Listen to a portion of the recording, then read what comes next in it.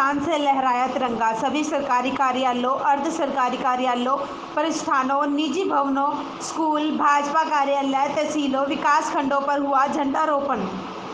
74वें स्वतंत्रता दिवस के अवसर पर अयोध्या के भाजपा कार्यालय व जिला चिकित्सालय में किया झंडारोहण। भाजपा जिलाध्यक्ष ने भी किया झंडारोहण। शहर से लेकर ग्रामीण अंचल तक शान से लहराया गया तिरंगा। सोशल डिस्टेंसिंग का पालन करते हुए मनाया जा रहा है स्वतंत्रता दिवस। पूर्व की भांति इस बार सड़कों पर नहीं निकली प्रभात फेरी। अन्य त्योहारों की तरह इस पर्व पर भी दिखा कोरोना का असर।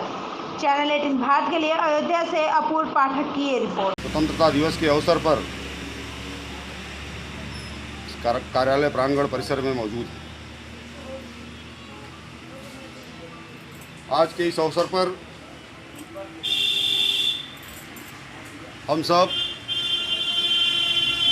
15 अगस्त 1947 को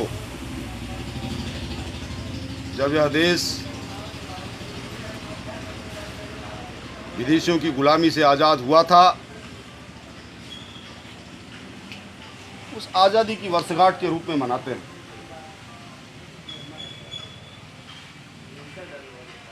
आज़ाद भारत में हम सबको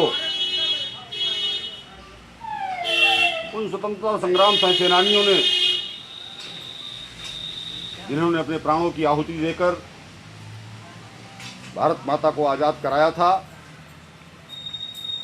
आज के दिन उनको भी श्रद्धांजलि देते हैं, उनको भी याद करते हैं।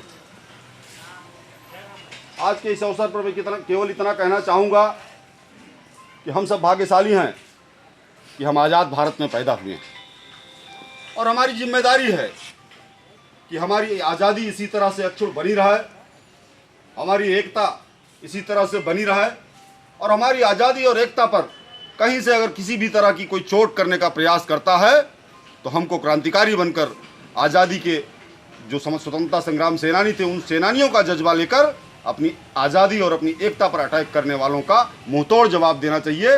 भारत के नागरिक के नाते हम सब सजग रहें और अपनी आने वाली पीढ़ियों को यह संदेश दें कि हम भारत के आज़ाद भारत के निवासी, हम अपनी आज़ादी के लिए जिस तरह से क्रांतिकारी आज़ाद करने के लिए लड़े थे, हम इस तरह से उसी तरह से परमानेंट हमेशा अपनी आज़ादी को अक्षुण्ण लड़ने के लिए हमेशा सतर्क रहेंगे और इस देश को परम वैभव पहुंचाने के लिए, उनके सपनों का भारत का निर्माण करने के लिए हमेशा प्रयासरत रहेंगे। अगर हमारे मन में यह जज्बा हमेशा बना रहा है तो यही उन आज़ादी के रणबांकुरों को, उन आज़ादी में प्राण गंवाने वाले क्रांतिकारियों को सच्ची श्रद्धांजलि होगी। भारत माता की जय।